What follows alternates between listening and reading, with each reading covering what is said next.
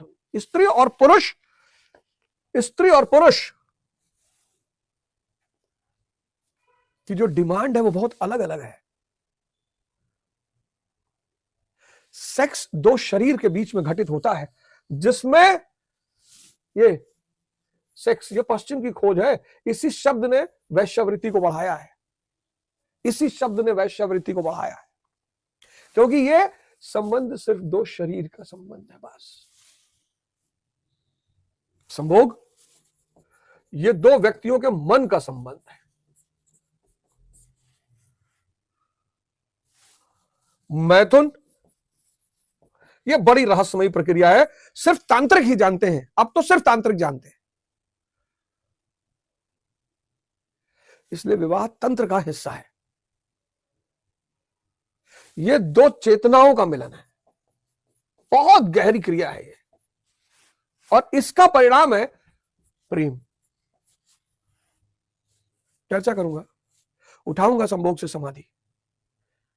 ये इससे कोई व्यक्ति कभी संतुष्ट नहीं हो सकता। दवा ले आया, ये दवा ले आया, वैश्यावृत्ति ले आया, इसने बड़ा अरबों रुपए की तो दवा का कारोबार है इसका, अरबों रुपए का, फिर अरबों रुपए का वैश्यावृत्ति का कारोबार है, इसकी वजह से नशे का कारोबार अरबों रुपए का, इसकी वजह से ब्लू फिल्म का कारोबार अरबों रुपए का।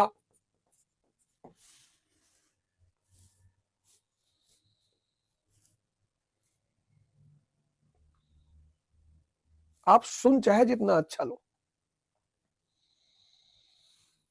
आप सुन कितना भी अच्छा लो, एक से एक कथावाचक इस देश में है जो बोलते हैं तो आदमी बेहोश हो जाता, मगन, उनकी वाणी में इतना जादू है।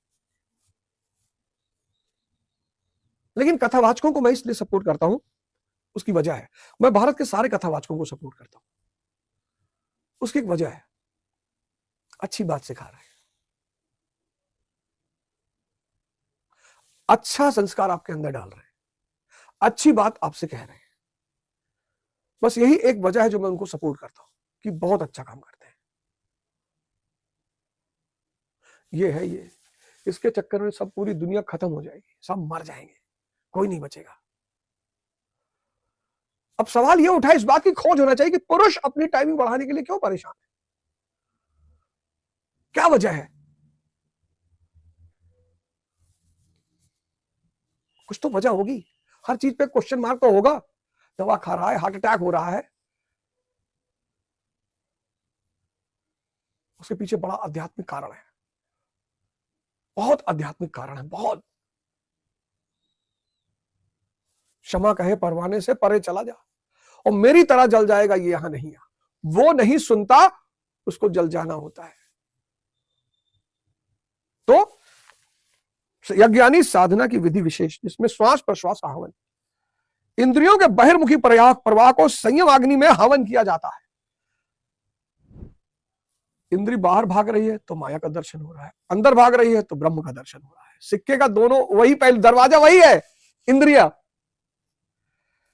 इंद्रिया बाहर भाग रही है तो माया को देख रही है, और जब वो अंदर चली आती है तो ब्रह्म का दर्शन हो रहा है, और ब्रह्म आनंद स्वरूप है, बस वो मगन हो जाती है मीरा की तरह। लेकिन हमारी आदत सदियों की, आदत सदियों की, पता नहीं कितने जन्म, और हर जन्म हम इंद्रिय मन इंद्रिय विषय संयोग पे जिए। तो चूंकि हर जन्म हम इंद्रिय विषय संयोग पे जिए, तो अब यज्ञ करना है, श्वास प्रश्वास का हवन और संयम अग्नि द्वारा इंद्रियों के बहिर्मुखी प्रवाह को, यह तो हो गया यज्ञ, जिसका परिणाम है परमात्मा। बस यहीं पर आप गीता बंद कर सकते हो, मिल गया सूत्र। यहीं पर आप चाहो तो गीता बंद कर दो, मिल गया सूत्र। कर्म का शुद्ध अर्थ है आराधना, जिसका स्वरूप इसी अध्याय में मिलेगा।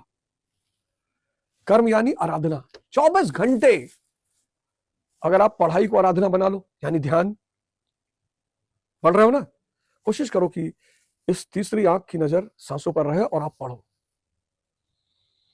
विचार गायब हो जाएंगे, तो विचार गायब होने की स्थिति में जब आप पढ़ोगे, पिक्चर बनेगा, हर लाइन की पिक्चर बनेगी आपके दिमाग पे यहां, और अद्भुत परिणाम आएंगे उसके। अगर आप कर्म को आराधना, कर्म यानी आराधना, आराधना यानी तीसरी आंख यानी मन यानी आज्ञा चक्र का निरंतर कर्ता पे नजर, कर्ता कुछ भी कर रहा है, कर्ता पढ़ रहा है, कर्ता पे नजर, कर्ता खेल रहा है, कर्ता पे नजर, कर्ता घूम रहा है, कर्ता पे नजर, कर्ता वॉक कर रहा है, कर्ता पे नजर, मतलब कर्ता जो भी कर रहा है उस पे कर्ता पे नजर, कर्म वो जो कर रहा है उस पे नजर नहीं, कर्ता पे, और कर्म में निखार आ जाएगा।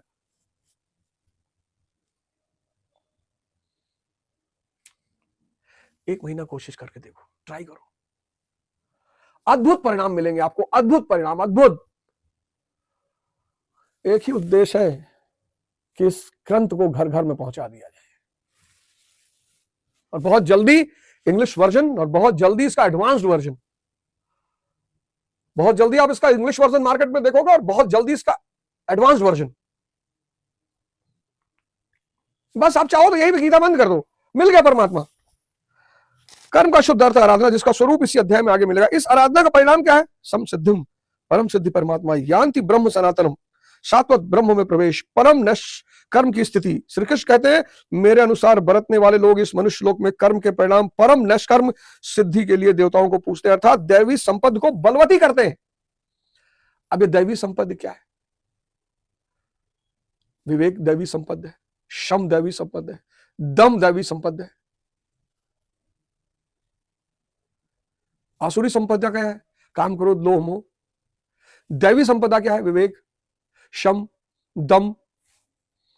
तीसरा अध्याय में उन्होंने बताया कि इस यज्ञ द्वारा तुम देवताओं की वृद्धि करो, दैवी संपत्ति को बलवती बनाओ। यज्ञ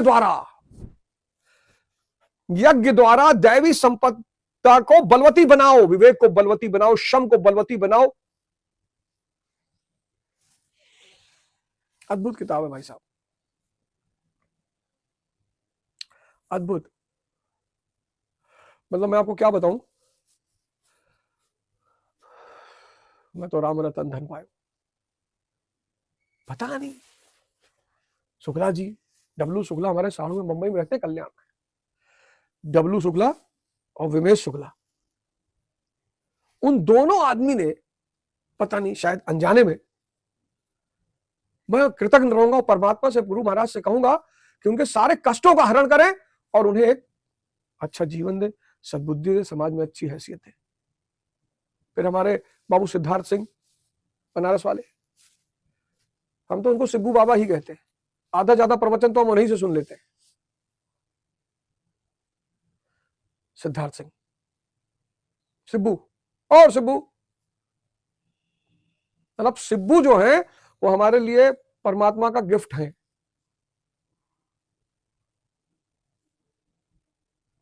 इतना इतना प्रिय संबंध है, अपने आप है। वो सिटी होटल के मालिक है विशाल सिंह, बनारस का जो सिटी होटल है, मतलब मिलिट्री कैंटोनमेंट है, मिलिट्री कैंटोनमेंट के ठीक सामने सिटी इन, मतलब मैं जाता हूं, मैं वहीं रहता हूं। विशाल सिंह, एक अलग का संबंध, एक अलग रिलेशन है। हम फोन करें, विशाल सर कमरा खुला, नहीं भैया बनारस नहीं आ रहे हैं। अच्छा अच्छा, नहीं नहीं सर हमने सोचा आप बनारस है, नहीं भैया नहीं आ रहे। और क्या सुविधाएं हैं उस होटल की, क्या स्टाफ है उस होटल का। बनारस कैंट स्टेशन के ठीक सामने, मतलब आप कैंट स्टेशन के सामने खड़े हो, सामने सिटी इन होटल है।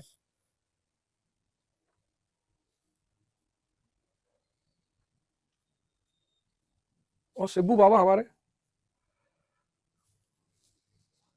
उनके बेटे हैं प्रताप, वो है वाकई में राणा प्रताप, बीच में थोड़ी तबीयत खराब हो गई थी, लेकिन इन लोगों ने भगवान से मिलवा दिया, परमात्मा से मिलवा दिया। आप साक्षात, आप यज्ञ करो, लिखा है इसमें, श्वास प्रश्वास का हवन, इंद्रियों के बहिर्मुखी प्रवाह को संयम अग्नि द्वारा अंदर लाओ। अंदर एक विशाल आनंद उसके आपके अंदर बैठा आपका इंतजार कर रहा है। ये सब जीवन है साहब।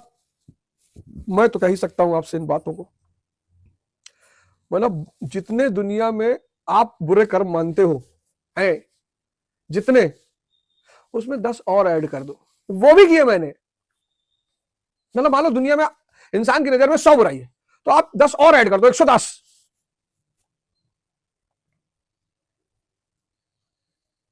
तभी तो गोंडा वाले हमारे परिचित मित्र साथी संगति दोस्त कहते हैं यह दिन भर गांजा पिया पड़ा रात रहा, ये गीता पढ़ी है। तो गलत नहीं कह रहा है वो व्यक्ति, वो बहुत सही कह रहा है, वो गलत नहीं कह रहा है। अरे जानी थे भैया, जानी थे, राह दो, वो गलत नहीं है। तुलसीदास जी बनारस में धर्म पे चर्चा कर रहे थे, उनके गांव में कुछ लोग आए, कहीं नहीं तुलसिया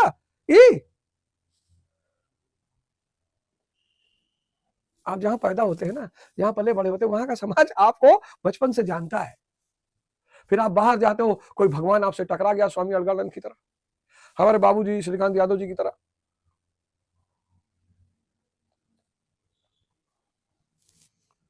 श्रीकांत यादव जी के बेटे हैं नवीन भैया, नवीन यादव जी जेपी मॉर्गन में है, अमेरिका में, यूएस में। वो तो साक्षात वो भी भगवान, इतना सज्जन, इतने शरीफ, इतने प्यारे, यूएस में रहते हैं, डालस में। और इस गीता के लिए तो इतना डिवोटेड है वो, इतना डिवोटेड है, महाराज जी उनको बहुत मानते हैं। और उनका बस चले तो अब पूरा जीवन वो गीता बांटने में लगा दे, नवीन यादव भैया। हर व्यक्ति को इससे जोड़ने की कोशिश करते हैं, हर व्यक्ति को। अच्छा, उसकी वजह ये है, लोग नाम में परेशान है, सूत्र इसमें लिखा हुआ है। तो आप क्या करो, आप यज्ञ द्वारा तुम देवताओं की वृद्धि करो, श्वास प्रश्वास के हवन और संयम अग्नि, इसके द्वारा तुम देवताओं की वृद्धि करो, दैवी संपत्ति को बलवती बनाओ। जो जो हृदय देश में दैवी संपत्ति की उन्नति होगी, विवेक बढ़ेगा, श्रम बढ़ेगा, दम बढ़ेगा, क्यों तो तुम्हारी उन्नति होगी। साफ साफ इसी अध्याय पे खत्म कर दो आज गीता। इस प्रकार परस्पर उन्नति करते हुए परम श्रेय को प्राप्त हो जाओ। अंत तक उन्नति करते जाने की यह अंत क्रिया है। इसी में बल देते हुए श्री कृष्ण कहते हैं कि मेरे अनुकूल बरतने वाले लोग इस मनुष्य शरीर में कर्मों की सिद्धि चाहते हुए दैवी संपत्ति को बलवती बनाते हैं। किसके द्वारा दैवी संपत्ति बलवती होगी? यज्ञ के द्वारा। तो यज्ञ कर्म दैवी संपत्ति, जिससे वह निष्कर्म सिद्धि शीघ्र होती है। निष्काम, क्योंकि आप निष्काम क्या है? आपने देख लिया कर्ता को, आप पीछे हो गए, आपने कर्ता को देख लिया साहब। आपका जो भ्रम था कर्ता होने का, वो टूट गया कि मैं करूंगा, मैं तो साक्षी हूं। निष्कर्म कर्म, क्या सिद्धांत है निष्काम कर्म? एक श्लोक में 4 बातें, यज्ञ, कर्म, दैवी संपद और निष्काम कर्म। जो कर रहा है वास्तविक कर्ता, उसको आपने देख लिया। अब जब उसको आपने देख लिया तो आप कौन हो गए? अवध दास हो गए, आप सिद्धार्थ दास हो गए। तभी तो इन लोगों ने अपने नाम के पीछे दास लगाया। कबीर दास, सूरदास, रविदास, इन महान संतों ने इन्होंने परमात्मा को काम करते हुए देख लिया। इनको बड़ी हंसी आई, ये पीछे 10 बन के हो गए, साक्षी भाव हो गए, आ गए, तो ये दास हो। इनको लग गया, इनको पता चल गया कर तो कोई और रहा है यार, मैं कैसे कर सकता हूं? इस एक श्लोक ने आपको 4 अद्भुत शब्द दिए हैं। उन 4 अद्भुत शब्दों को आज आप डायरी में नोट कर लीजिए। यज्ञ करना है, कर्म करना है, दैवी संपत्ति को बढ़ाना है और निष्काम कर्म की स्थिति में आना है। और आप देखना, वह असफल नहीं होती, सफल ही होती है। निष्काम कर्म सिद्धि शीघ्र होती है, वह असफल नहीं होती, सफल ही होती। शीघ्र का तात्पर्य क्या? कर्म में प्रवृत्त होते ही तत्क्षण या परम सिद्धि मिल जाती? श्री कृष्ण कहते नहीं, इस सोपान पर क्रमशः चढ़ने का विधान है। शूद्र से आप उठ के वैश्य हो जाएंगे, वैश्य से उठ के आप क्षत्रिय हो जाएंगे, क्षत्रिय से उठ के आप ब्राह्मण हो जाएंगे। कोई छलांग लगाकर भावातीत ध्यान जैसा चमत्कार नहीं होता। धीरे धीरे धीरे धीरे धीरे धीरे 4 शब्द दिए, 4 चमत्कारिक शब्द आज आपको मैंने इस श्लोक के द्वारा गुरु महाराज की कृपा से बताया। सिर्फ 4 शब्द। आप आज इस श्लोक के 4 शब्द नोट कर लो, और ये डायग्राम मैंने माया के बनाई, आप बना लो। 4 शब्द, 4थे अध्याय का 12वां श्लोक। पहला यज्ञ, इसको आप समझ लो। दूसरा कर्म, तीसरा दैवी संपद, और चौथा निष्काम।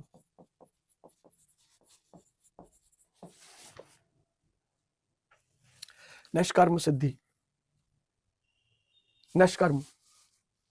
मालिक बन जाओ आप, मेहनत को मस्ती में करने लगो। क्यों? आप कर ही नहीं रहे हो। अभी मजदूर का जीवन जी रहे हैं 98% लोग, मेहनत कर रहे हैं मजबूरी में। मजा आ जाएगा साहब।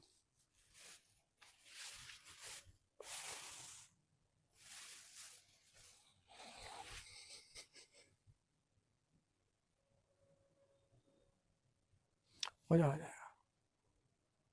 गुरु यानी भगवान।